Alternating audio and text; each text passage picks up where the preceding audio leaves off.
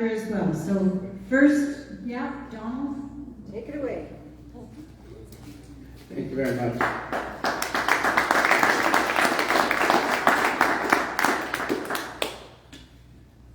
Well, good evening. Can everybody hear me okay? Yeah. Like this? Okay. Yeah, the room's a little bit echoey and stuff, but if everybody can hear me, that's great. Thank you so much. You know, I arrived in Huntsville early enough this afternoon to actually have a shower. All of you will be happy about that. I had a shower at Barry's house. I've been traveling and haven't actually had a shower for 4 or 5 days or something, so I really needed one. So that was good. So I had a shower, and then some of us went out for supper, and in the conversations beforehand and what Tish had to say, you know, like, a lot of the same ideas that I have to share with you today have come up in the conversation and in Tish's comments. So I don't mean to be repetitive. We didn't plan this way, but that's the way it is. So tonight I will be sharing some ideas with you. And some of these ideas you'll agree with. Some you will likely disagree with. Some will be correct. And some are likely incorrect. I have not cornered the market on wisdom or correctness, particularly political correctness.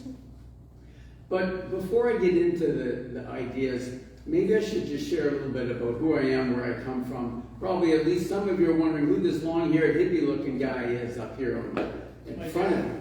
How many of you, just out of curiosity, yeah, the other long-haired hippie guy? Yeah, I love it. How many of you were here last time I spoke? Okay, super, maybe half or so. So I'm from Alberta. I call myself an Alberta boy, if I can still get away with calling myself a boy. And I grew up in a little town called Fort Saskatchewan, Alberta. Now that confuses people, especially from Ontario. But it's on the North Saskatchewan River. That's how it took its name, it got its name. And the town precedes the formation of the province of Alberta by at least a century. So it was a small town when I grew up anyway.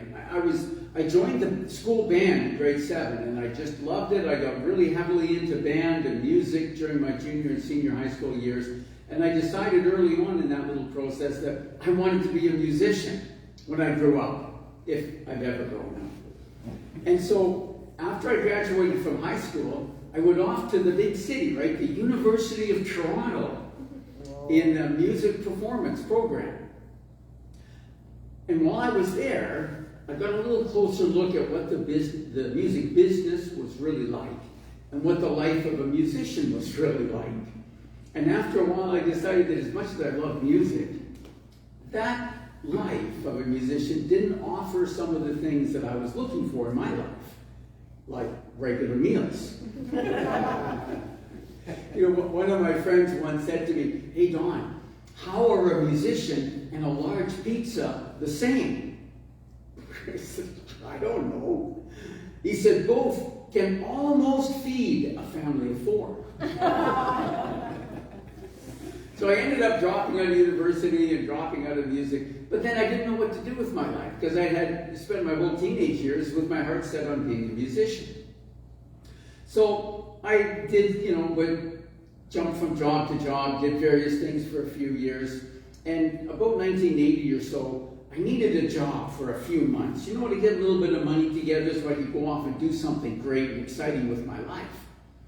Maybe some of you have been in this position. So I took a temporary job for a few months, right, as a laborer at a local fertilizer manufacturing plant. So I won't ask you to self-identify, but maybe some of you have done that, done something temporary that ended up being a lot more than temporary. Well, one thing led to another, and I ended up spending almost 2 decades in the fertilizer industry in Western Canada. I didn't stay as a laborer for long. I moved over into process operations in our ammonia plant and our utilities plant, got my 3rd-class power engineering ticket, and I later went back to university. I was technically a full-time student for 4 years while I was still working full-time shift work at the plant, trying to be a full-time husband and a full-time father to 4 kids, and you can probably imagine doing badly at everything. But I finally graduated from university in 1990 with a degree in economics.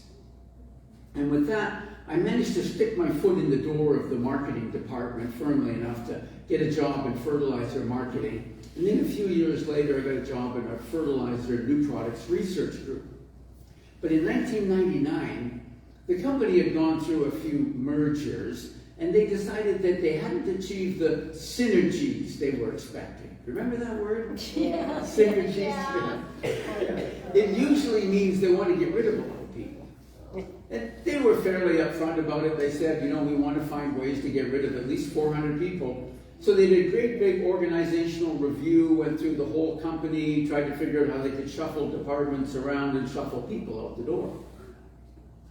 So in June of 1999, after my boss had already told us, I think the rest of us are safe, they had already sold off the agricultural biologicals group that was based in Saskatoon, and that was 30 or 35 people. And so he said, I think they're done with the research group. I think the rest of us are safe. So we went out and bought a bigger house and took on a bigger mortgage, and 2 weeks later I got laid off. Oh. As I write in my first book, if you want to make God laugh, make plans. Yeah. So I decided I wanted to go back to my first love, which is music. So I went back to university, got another degree in education, and right about the turn of the century, I became a brand new band director. Then I spent almost 2 decades as a band director and a teacher, mostly in Alberta. But when our youngest graduated from high school, my wife and I went and had a little overseas adventure. You know, we were just talking at supper time, some of these younger folks like Barry and Christy, they still have younger kids, right? They still have kids that are talking about their kids, you know, becoming independent. So in 2005, when our youngest graduated from high school, and also, you know what? You guys are probably all much better parents than me, but you know, my sons, our daughter was always very polite, but my sons from time to time would say things like, get a life, Dad. You ever heard that from your kids? Get a life. So he said, yeah, Mom and Dad are going to get a life, so you guys get a life too, because we're leaving the country and we just rented out the house. They don't seem to have been hurt any by having a little bit of independence forced on them after high school. So we went to have a little overseas adventure. I taught for a few years in Kuwait and a few years in Pakistan. And then we came back and I ended up finishing up my teaching career in northern Alberta in Peace River, Alberta. I officially retired from teaching in 2019 to start what I call my third career as a spiritual author and speaker. And I'd start writing down some of these little things that happen when you're working with kids. We sometimes call them teachable moments. You know, you're working away and doing something, and just the interaction with the kids and the activity that's going on, and you think, you know, guys, there's a bigger lesson happening right here than the alternate F-sharp fingering on the clarinet that I was trying to teach you. And I started writing some of those little stories down and turning them into little modern-day parables. Well, at the end of 2019, I published my first book, The Band Director's Lessons About Life. And maybe some of you in the front can see, that's me on the cover with my pre-COVID haircut. That's the clean-cut businessman look I had for most of my adult life. Until all this COVID craziness started, you know, they shut down everything, including the haircutting joints. Yeah.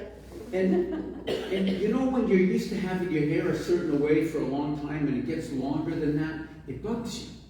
Well, believe it or not, it was hitting my ears and it was driving me nuts. And I was mad for a couple weeks. And after a little while, I decided, why am I mad? Like, if they won't let me cut my hair, I won't cut my hair. I'll go back to my old teenage hippie self because it's time for another rebellion anyway. And I won't cut my hair till we get freedom back. So it might get pretty long. Anyway, so I started writing these down, and it's a little book. It's 50 little parables. It's a bit like the Chicken Soup for the Soul book. Each parable is about 3 pages long. Each one starts out with a story that happened in school, sort of. It's like the Hollywood movies say. They're inspired by real events. I've changed the names, of course, to protect the guilty. and changed the details to suit my purposes and to make me look good, of course. And so then there's a story section, and then there's a little reflection section that draws a spiritual lesson out of the events of the story. So there's a little parable about love, and a parable about forgiveness, and about perseverance, and being yourself, etc. As I mentioned, it was the end of 2019, December of 2019. Well, in retrospect, we know what was going on now, December 2019, on the other side of the planet. But at the time, we didn't know. And of course, I'm not famous. I've been stuck in a classroom for the last 2 decades. So I can't just like put a message out there in the metaverse or something to all of my millions of non-followers and become a best-selling author. It doesn't work that way. So in January and February of 2020, I went around Alberta a little bit, and I had some book launch events in various places and some book signings in bookstores and that sort of thing. And as long as I could go around and talk to people about my book, I could sell a few of them. So in March of 2020, I was just in the midst of planning a cross-Canada book selling tour when the whole world shut down. And I was left with 1,000 copies of my book in the basement and a $10,000 visa bill I couldn't pay. And I thought, this is the flu. What the hell is going on? Now, unbeknownst to me at that time, that ended up becoming the title of this book. What the hell's going on? The web of fraud that is enslaving everyone, and how we can escape to freedom. And I spent a good part of last year also traveling across Canada and talking to freedom groups, just like you good folks, about ideas from this book. And as I did that, many people said to me, you know, we're tired of talking about the problems, we want to talk about the solutions. I thought, that's a good idea. I want to talk about solutions too. Almost every chapter of What the Hell is Going On ends with a little section called What You Can Do Now. So I thought, you know, I'll take those little What You Can Do Now sections and I'll flesh them out a little bit, and I'll put them together in an essay, and I'll give it away free on my website. But as I started working on that, I realized all of those are in point form. And I thought, wow, this doesn't make sense on its own. I have to explain that a little bit more, and this needs some more background, or it'll just, you know, people figure it's meaningless. And I really want to talk more about the 3 types of warfare that we're being subjected to: spiritual warfare, psychological warfare, and on the physical level, it's 5th generation warfare. And I didn't really have a chance to get into that too much in what the hell's going on. So as I started working on this, what started out as the idea of an essay turned into another book that I finished up over the course of this past winter, The Way Forward: How to Escape the Totalitarian Control of the New World Order and Heal from its trauma. Because all of us everyone has been traumatized by the events of the last 4 years. And I think we need to explicitly recognize that, acknowledge it, and learn ways to deal with our own trauma and the trauma of the other people around us. I've been saying for 4 years that this COVID campaign has torn apart every family, every community, and every nation. And we need to heal. So that's an important part of our path going forward. Of course, as I've been traveling across the country and meeting all kinds of freedom people and talking to different freedom groups, many of the same problems and situations are happening everywhere. And I don't know if you've noticed it, Perry says your group is growing, and that's awesome. But all across Canada, and even in the United States that I've seen a little bit, people have been dropping out of the freedom movement. And many freedom groups have fallen apart. Some of them have torn themselves apart. And of course, there's many reasons for this. But I think that the main reason is that all of us are worn out.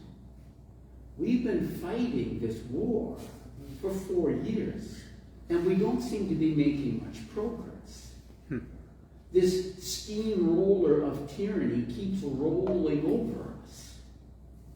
And I think my ideas can help. In my 2 recent books, I kind of zoom out, as it were, and take a look at our situation sort of from the 30,000 foot level. And maybe the whole freedom movement needs to do this, to step back from the fray for a moment and take a broad look at the nature of the battlefield. Look at what's been going on, what we've been doing about it, and at what has worked and at what hasn't worked. Because much of what we've done has been ineffective. And I think the main reason for this is that we have used methods, or what we might call tactics, that simply were not capable of achieving the objectives we hope to achieve. For example, much of the freedom movement, most of the freedom movement, is involved in what I would call political action of various types. For example, here in Ontario, you're probably familiar with the work that Maggie Hope-Braun is doing, and her Kickley, trying to, wake up our local politicians and municipalities and help them to see that they're actually being controlled and how they need to represent the people who elected them. That's kind of what democracy is supposed to be, remember?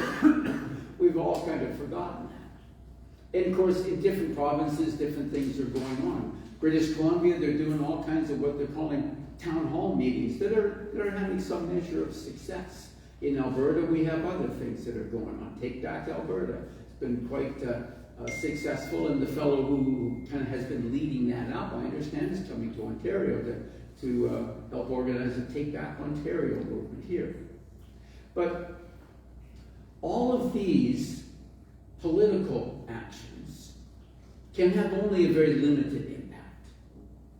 They only address one narrow aspect of fifth-generation warfare, political warfare. They don't deal with the many other aspects of fifth-generation warfare. And of course, they do nothing with regard to the psychological warfare and the spiritual warfare. So because they have a narrow focus, political action of all types can only accomplish narrow objectives. I say we can achieve some tactical victories here, but not strategic victories. Replacing a politician here or a policy there can have only very limited effects. It's like changing an actor, but it's the same film. It's the same script that's going on. We need a better understanding of the strategies, the tactics, and the weapons that are used against us, and the strategies, tactics, and weapons that we can sensibly use to defend ourselves. This is a war, and we cannot take it haphazardly. In my two recent books, I explain what's really going on and what we can sensibly do about it in a way that I think is more comprehensive and more useful than anyone else has done so far.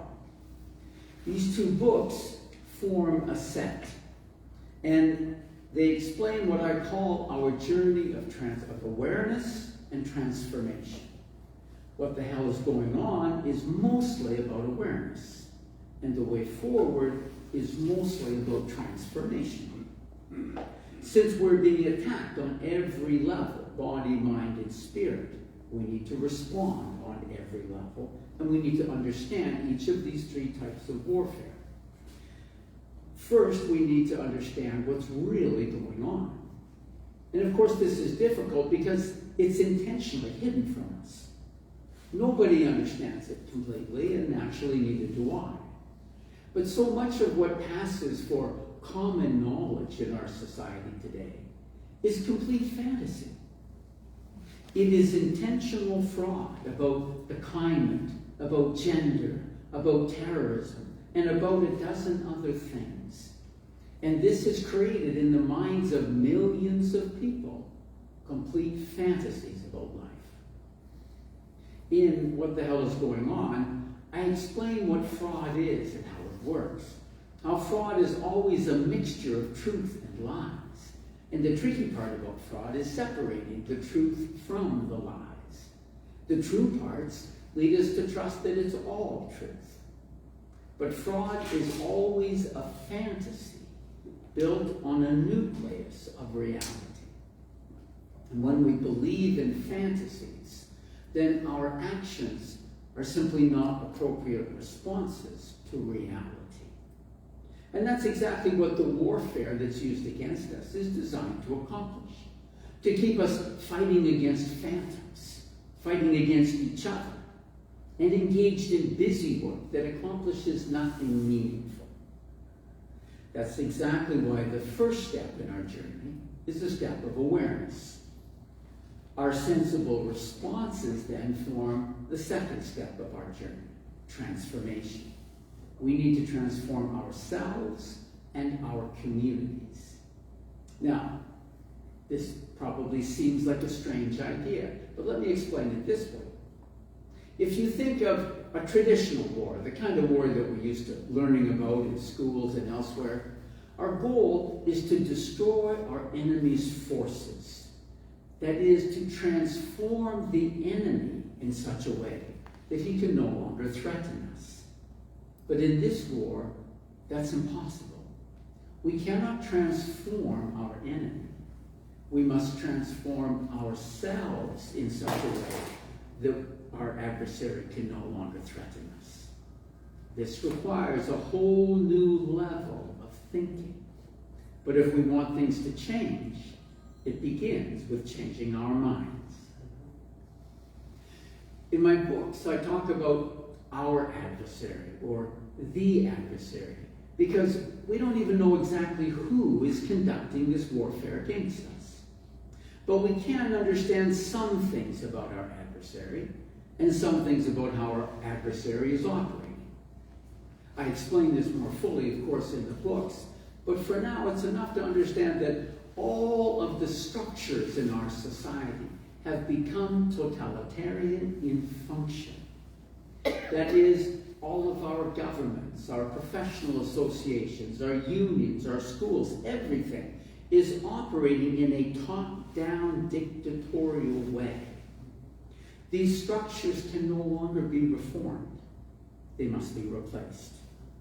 It's not necessary for us to even attack them. They have, in fact, already destroyed themselves, and they will collapse. This is also hard to believe. So let me illustrate it this way. And I'm sure all of you will remember this image. When I saw the RCMP on horseback riding down a handicapped grandmother and laughing about it, I said, "You're finished. I will never respect the police again. You can be law enforcers or you can be lawbreakers, but you cannot be both. You have chosen." And when I saw our medical doctors in hospitals murdering their patients with remdesivir and lies, including some of my friends, I said, "You're finished. I will never go to a medical doctor again. You can be physicians or you can be murderers, but you cannot be both. You have chosen." And I could give other examples in other professions, but you get the idea. Other people will say, of course, look, we still have the RCMP, we still have medical doctors, we still have our wonderful Canadian healthcare system. What are you talking about? Everything is continuing as it was before. But in this universe, everything happens through time. These people, by their own actions, have set into motion a course of events that they cannot undo. They cannot avoid the consequences of what they have already done. And more people are beginning to see what they've done. And we cannot unsee it. As we gradually withdraw our support from these institutions, these structures, they will simply collapse. Have you noticed that they're all short of people? We're short of doctors, short of nurses, short of teachers, short of RCMP. The RCMP recently released a report saying they're 20% short on their staffing all across Canada, and they just can't fill their ranks. As Gomer Pyle used to say, surprise, surprise, surprise. After firing tens of thousands of people, it's no wonder. And most of us who have been forced out of our careers or our jobs are never going back. We are creating new lives, new structures. And of course, it's always the good people who are the first to leave. You know, the best people, can get jobs anywhere, can change careers, can create new lives for themselves. Many of you are familiar with the Pareto principle, the 80-20 rule. In any large organization, that's 20% of the people who do 80% of the work. They've already fired the 20% who know what's going on and can think rationally. It's no wonder that they're struggling. They will collapse. This is part of why they will collapse. And it's part of why we need to build the new parallel structures now, before this collapse happens. Let me give you an analogy. Some of you may know something about airplanes and flying. I know only a little.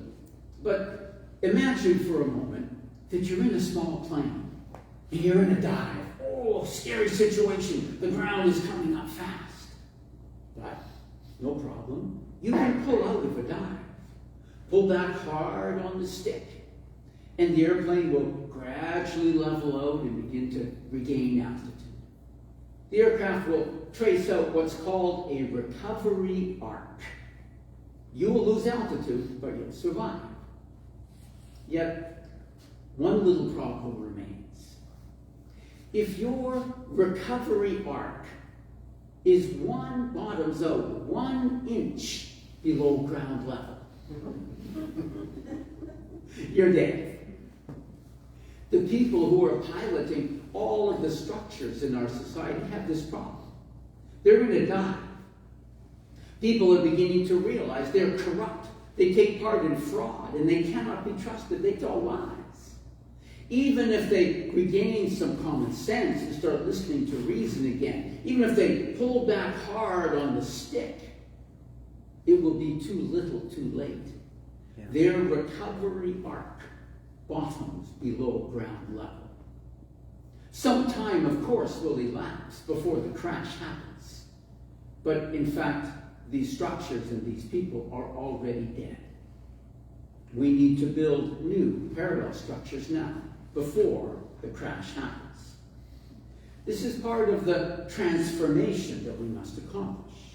We must transform ourselves and our communities in such a way that we can no longer be threatened by our adversary. But first, we need a clear awareness of what's going on. Part of this is understanding how this strange war works. It's unlike any other war in human history, which is why most people can't even see it going on. We cannot win this war simply by killing the bad guys and bringing in some good guys. Life is not as simple as a cowboy movie. In this weird war, our true adversary is not even people at all, but ideas, ideologies, lies, fraud, centralized power, and low consciousness. Our true adversary is ways of thinking, because mind is the builder, and everything in material reality begins first with thought. Ultimate victory will come only through a change of thinking, a change of consciousness, and a commitment to principles rather than to personalities. Our whole world is now upside down. In fact, when this whole COVID craziness started, one of my friends and neighbors in Peace River, Gus, he came to me and he said, "Hey, Don, we should go shoot some geese and get the down." And I said, "Gus, why would we do that?" He said, "Because I hear that down is up."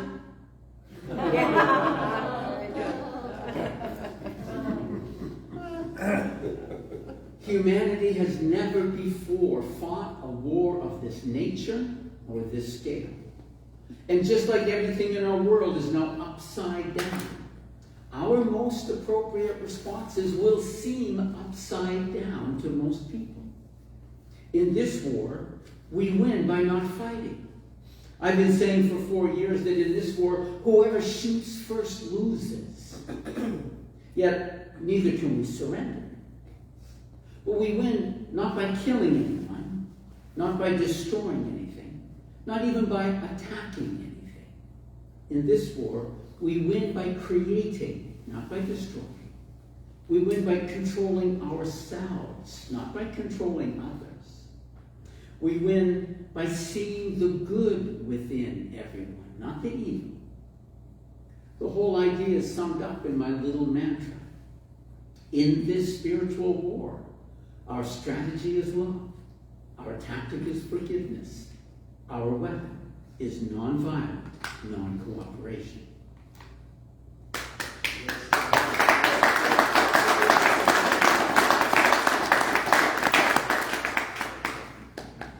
Of course, in this short presentation, I can only touch on a few of the many ideas in my recent books. And I'm going to have to skip over completely the important topic of fifth-generation warfare. But let's talk about psychological warfare for a few minutes, which is better understood by the term mind war. This is the title of a now classic 1980 military paper by two American psychological warfare officers. Mind war is far broader and deeper than traditional psychological warfare. Mind war changes your perception of reality so that you make up your own mind exactly the way your enemy wants you to make it up. The idea was perfectly captured by Barbara Marciniak. She wrote, "The ultimate tyranny in society is not controlled by martial law. It is controlled by the psychological manipulation of consciousness through which reality is defined, so that those who exist within it don't even realize they're imprisoned." That's exactly what's going on. It is a manipulation of our consciousness, our perception of reality, which is why most people believe in fantasies. But if you realize that someone was controlling your mind, you would stop. And that's why the techniques that are used against us are done in such a way that nobody realizes our minds are actually being controlled. It's happening to all of us. Everyone's mind is being manipulated without us realizing. You see, the first principle of mind war is to bypass the mind altogether. You really don't want people to think.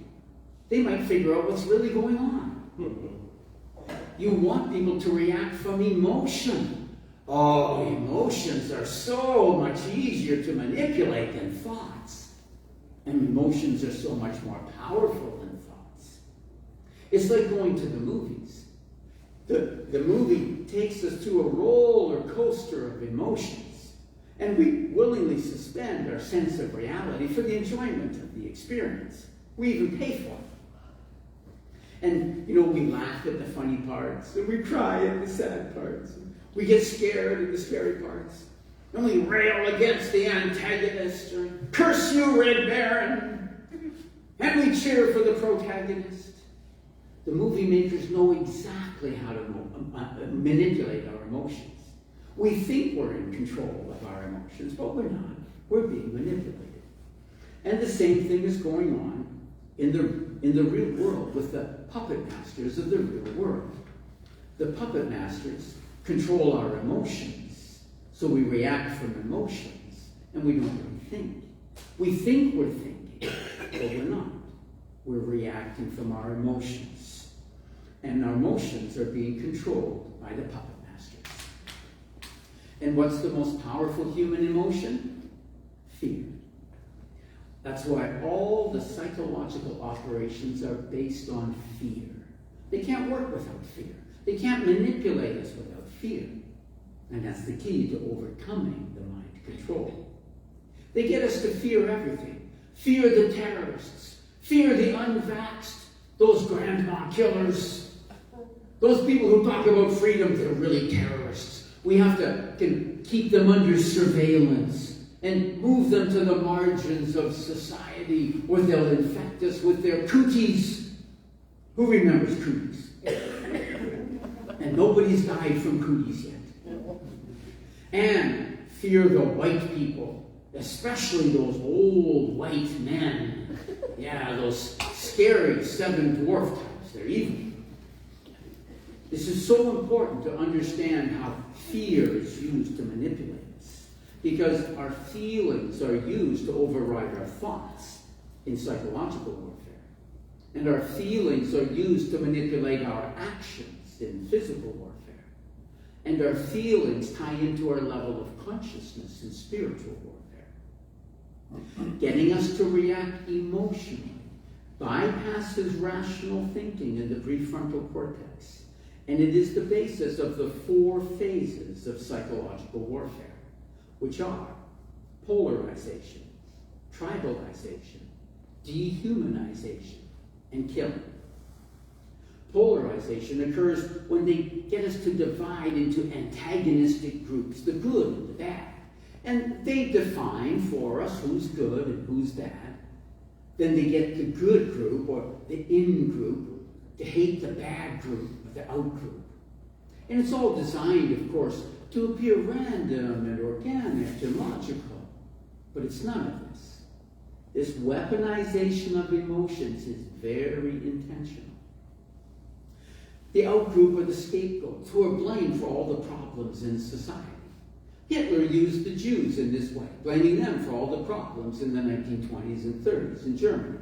And today, we're constantly told who to blame for the current problem of the moment, and then we're led to hate those people, the racists, the unvaxxed, the white supremacists, and now it's even the Christians and the soccer moms.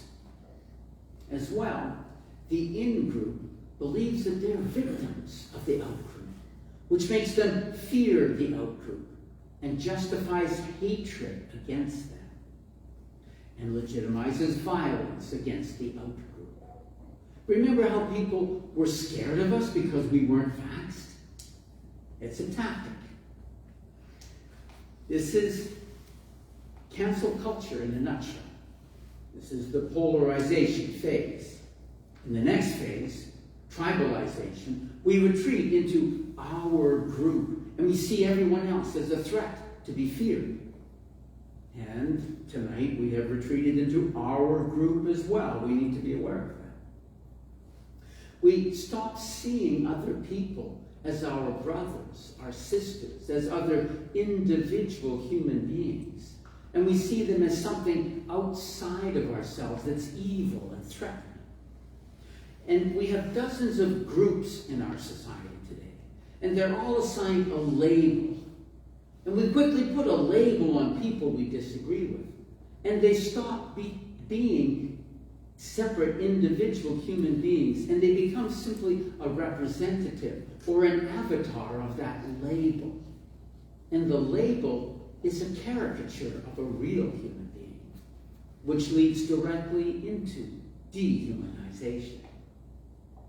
Dehumanization are when people are led to believe that their tribe is the only tribe that deserves to live, or to get government services, or access to food, or travel, etc. All the other tribes are destroying the world, so they must either join the right tribe or die. And because killing another human being is so difficult for us, it's naturally repugnant to us. Other people must first be dehumanized before we can kill them. This process of psychological manipulation is essential in war. Remember how our friends and neighbors wish death on the unvaxxed? Do you remember how the news media promoted this? Do you remember Justin Trudeau saying, "You can choose to not be vaccinated, but don't think you can get on an airplane or a train and sit beside vaccinated people"? Did you notice the Israelis calling the Palestinians animals? It's not an accident. It's not a mistake. It's not a slip of the tongue. It's a tactic. Thanks to intentional psychological warfare, our neighbors are being dehumanized, and we're paving the way to killing. Killing can happen in myriad ways, like the Jews disappearing into relocation, aka death camps in Hitler's Germany, or the intelligentsia disappearing into the countryside in Mao's Cultural Revolution, or the Hutus butchering their Tutsi neighbors with machetes in Rwanda. We can already see the beginnings of the killing phase in our society today. You know, there's a simple way to understand this whole process. A friend of mine, who you may have heard of, Sean Taylor, who used to work in psychological operations in the Canadian Army, he put it so beautifully for me last fall that I quote him in my new book. He said, given the same story, 95% of people will react the same way. They just give us the stories needed to get us to react the way they want. That's psychological operations in a nutshell. They have turned reality into a never-ending trip to the movies. The puppet masters of our world feed us the stories that get us to react in anger or fear. They get us to react with feeling, not with thinking. Once they've done this, they got us. We've been silent. They have created in us an instinctive emotional response that bypasses rational thinking.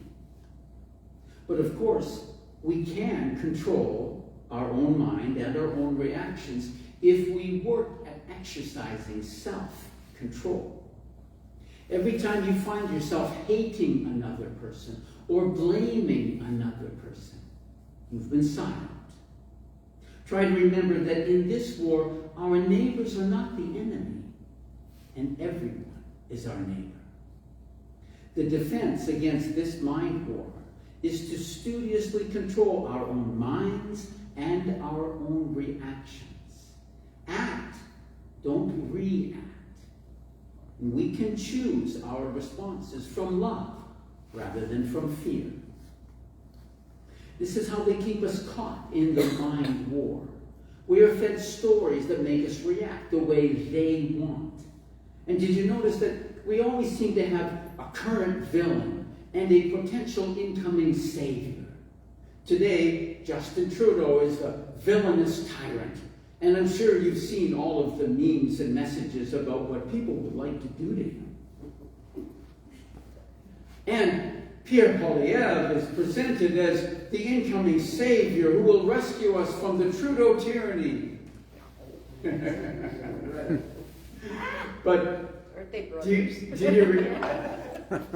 you remember back a few years when Justin Trudeau was presented as the savior? Yeah. Yesterday's savior becomes today's tyrant.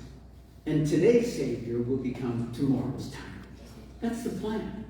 It's like a game of ping pong, and we're the ball. Back and forth, and back and forth, and back and forth.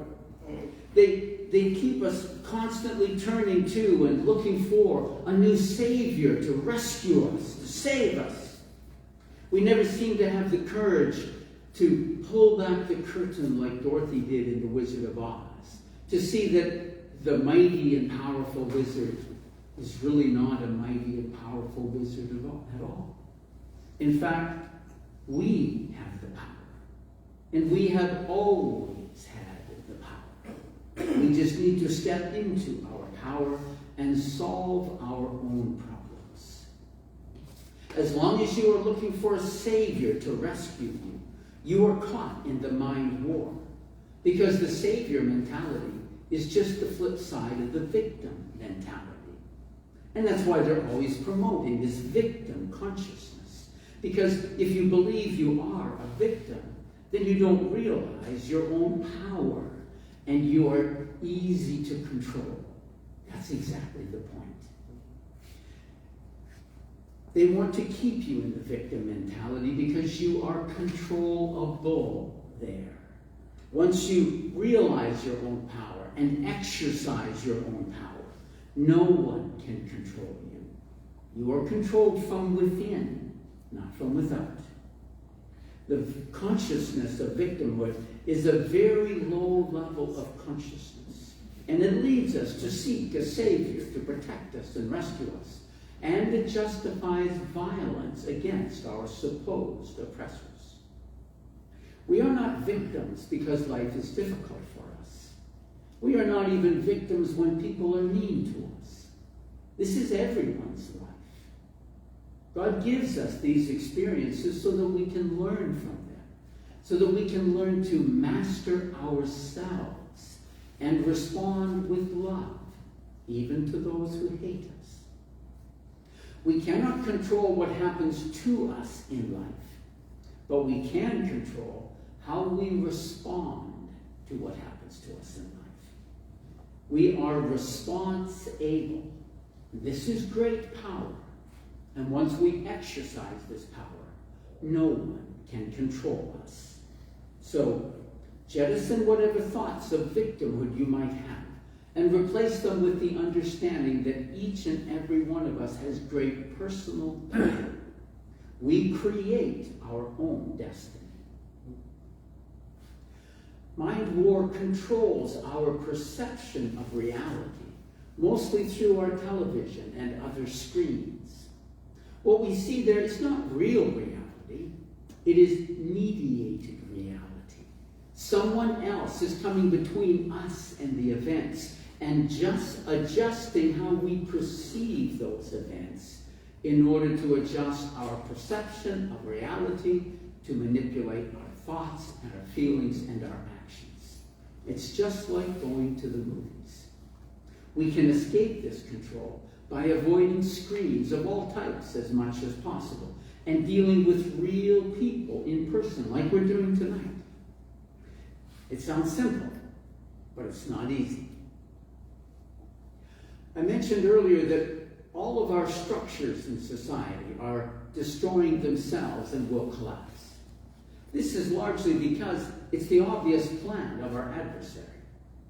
Destroying the existing society is essential in communist theory and practice. You cannot make fundamental changes in a stable society. You must first destabilize the society and either destroy or subvert the existing structures. Then you can replace them with the new totalitarian structures. We see this overtly with the Build Back Better and the New World Order programs. Why would you need to build back better what you had not already first destroyed? Totalitarianism is always about destruction. I'm convinced that our adversary will achieve some level of success in their attempt to destroy our existing structures in society, which is another reason why we need to build the new parallel structures now, before the great collapse happens. As many of you know, the idea and the term parallel structures comes from Václav Havel and Václav Benda in communist Czechoslovakia. Václav Havel said the only way to defeat the totalitarian regime that controls all of the structures in society is to build completely new structures, independent of but parallel to the existing controlled structures in society. New ways to provide education and health care and food and energy and everything else. Here are a few ideas that we can use to build our parallel structures. Number one, start or join a freedom group. We need community. This is crucial. Individually, we are vulnerable, but together we are strong.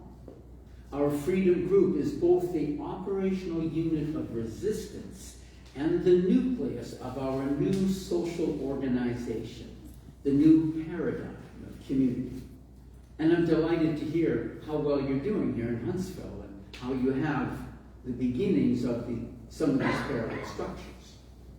Number two, meet weekly and determine your own interests, skills, your own abilities. Look at what the operational capabilities of your freedom group are, and from that determine your tactical objectives. Meet in person. Our adversary controls the digital space and mediated reality, but we can control the real reality, the physical space.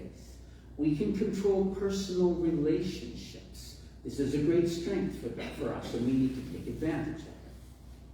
Number three, our adversary is trying to centralize everything. Our response is to decentralize everything. In today's world, localism is replacing globalism. This means self-reliance, personal responsibility, and community-mindedness. It is a return of the pioneering spirit. Number four, undermine the legitimacy of the state. All of our governments are conducting warfare against us.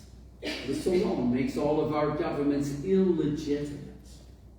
I'm convinced this is the only achievable objective of all our political action, is to undermine the credibility and the legitimacy of our governments. Number 5. Go ahead. Number 5. Everyone is a leader, so start leading. Insurgency warfare operates on objectives, not orders. Don't wait for someone to issue orders. You must act. Figure out what you can do and what you like to do, and find ways to use your knowledge and skill to provide value to other people in your community.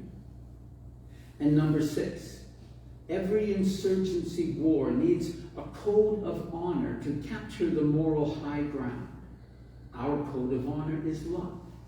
Do everything in love. Our neighbors cannot fight against love. Even our adversary cannot fight against love. Love will win. Let me touch on spiritual warfare for a few minutes, because it's the most important of all the types of warfare. I'm convinced that even if we did nothing on the level of the physical warfare and the psychological warfare, but we won the spiritual war, we would win. And it really boils down to our level of consciousness. What we mean by a level of consciousness was, I think, best explained by Dr. David Hawkins, as Tish already talked about. Dr. Hawkins developed what he calls a map of consciousness. And his map of consciousness is a logarithmic scale that runs from 0 to 1,000. And it can be used to rate any person and any event. For example, the emotion of fear calibrates at 100 on this scale. That is, at 10 to the exponent 100. Love calibrates at 500 on this scale. That is, at 10 to the exponent 500. So we can quickly see that love is massively more powerful than fear. One person who can maintain the consciousness of love will counterbalance millions in the consciousness of fear. Every one of us is far more powerful than we ever imagined. In the levels below fear, we find grief, apathy, guilt, and shame. These are the lowest levels of consciousness, or as we sometimes say, the lowest frequency vibrations. An important pivot point occurs in the scale at the level of 200. This is the level of courage. Below 200, a person is conscious of and ruled by the ego. The person blames people and things outside itself, sees itself as being powerless, sees itself as a victim, and is concerned primarily with getting. Above the level of 200, a person is increasingly concerned with giving, takes personal responsibility, shows integrity, and is ruled by and conscious of the Spirit, or what we might call God. The levels between 400 and 500 are all the intellectual states of consciousness, where one is very conscious of logic, reason, and the scientific method. 500 is the consciousness of love. 600 is the consciousness of peace. And the levels between 700 and 1,000 represent the consciousness of enlightenment. Each level of consciousness has its own perception of life. We perceive and experience life differently, even though exactly the same things are happening. It's like someone wearing red-colored glasses sees the whole world as red and cannot convince someone else of this fact who's wearing green-colored glasses. The reality they perceive and experience is simply different because of their different level of consciousness. We will be far less frustrated with other people when we realize that they're often not evil. They're just wearing green-colored glasses and sincerely cannot perceive and experience what you perceive and experience. All of the spiritual attacks against us come from a low level of consciousness, an attempt to draw us down into that low level of consciousness. consciousness, fear, anger, shame, etc. Our defense is simply to keep our level of consciousness high. Then these attacks will have no effect on us. They will simply bounce off like arrows fired against the solid rock walls of a fortress. And we will not be drawn into the negative emotions as all the psychological operations attempt to do. So, the defense against spiritual warfare is to keep our own consciousness high through our own spiritual practice, our prayer, our meditation, and an astute awareness of our own thoughts and our own emotions. Our task in spiritual warfare is to remain always in the consciousness of love, peace, and joy. You see, they're not enslaving us with physical chains, not at all. They're enslaving us with psycho-spiritual chains. When we do not forgive, when we do not love, we bind ourselves into the low consciousness of anger, hatred, fear, and vengeance. These are the chains in which we allow ourselves to be bound. In any low level of consciousness, below 200, we are controllable through the very emotions we think are ours. But the puppet masters of our world control our emotions, to control our thoughts, to control our actions. The only escape from this is to love and forgiveness, which is why the spiritual war is the most important of all. It is only through self-control that we become truly free. It's also important to understand that spiritual warfare and our level of consciousness in terms of our alignment with God or the Creator. As St. John tells us, God is love. When we are in alignment with love, in the consciousness of love, we are in alignment with God, which is why I talk so much about love. So much of our world today is decidedly against God. This has many consequences. As the great historian Will Durant wrote, "Heaven and utopia are buckets in a well. When religion declines, communism grows." It's no surprise then that we are seeing totalitarianism sweep across the world like the Black Death. The way out of this, the way forward, is to turn again to God, which is a return to love. I don't tell anyone what religion to follow or what name to call the Creator or how to worship. In fact, I warn against the curse of theological certainty. Throughout history, and today as well, religion has so often been used as a means to control people and to divide us into warring factions against each other, that we must be careful that we're not drawn into this trap. Whatever your religious beliefs, we need to remember that we are all children of the same Father. Jesus told us to love our neighbor and that everyone is our neighbor. It's also important to remember that God will help us if we ask for his help. But God gave each of us free will, and he won't interfere with it. God will not do for us what we could and should do for ourselves. God acts through us if we align with him, but God will not act for us. We must act.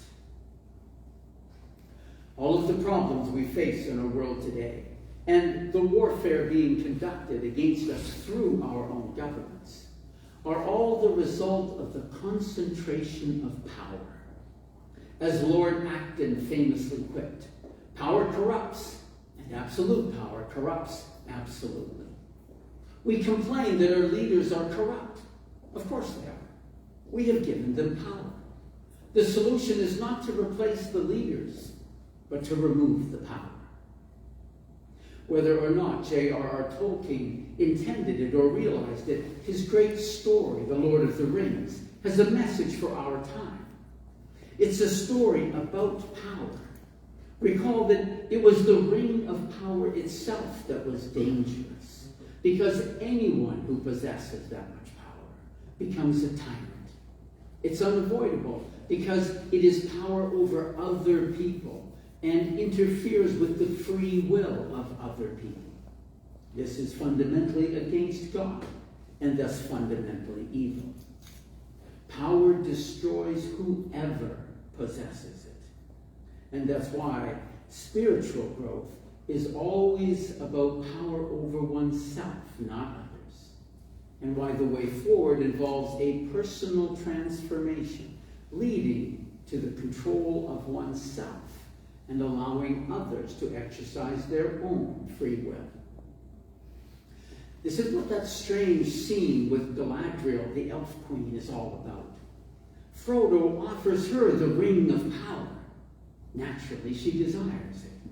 Everyone desires power, just like we desire all the other things of the material world. But Galadriel is able to resist this desire, this temptation. She is able to control herself and master her desire for power. And she gives Frodo a visual image of the horrific tyrant she would become if she accepted the ring of power. And it terrifies Frodo. Thus, there can be no saviors in this war. For anyone with the power to save you has the power to oppress you, and will do so. No one is coming to save you. You must save yourself. There are no saviors. Not Donald Trump, not Pierre Poilievre, not the White Hats, and not the Galactic Federation. God has placed the tools of salvation into your hands. You must act. God has no hands in the world today but yours. Our motto is, if it is to be, it's up to me. If you are still expecting a savior, either political, physical, or spiritual, I ask you, why was it not Aragorn, the rightful heir to the kingdom of men, who carried the ring? Why was it not Sauron? Why was it not Elrond, the Lord of the Elves, who possessed power over the mystical forces and had successfully battled Sauron before, who carried the ring? Why was it not Gandalf or Saruman, the Grey Wizard or the White Wizard, who possessed power over the unseen forces, who carried the ring? Each of these great figures were potential saviors in the story. But the inhabitants of Middle-earth had to finally realize that there are no saviors. Each was called upon to transform themselves, and through cooperation with others, to transform their community. It was the littlest and weakest of all the creatures of Middle-earth, a lowly hobbit, who carried the ring. And you may recall the prophetic words of Galadriel, who said to him, "This task was appointed to you, Frodo of the Shire. If you do not find a way, no one will." And so I say to each one of you, my dear friends, this task was appointed to you. If you do not find a way, no one will. Godspeed.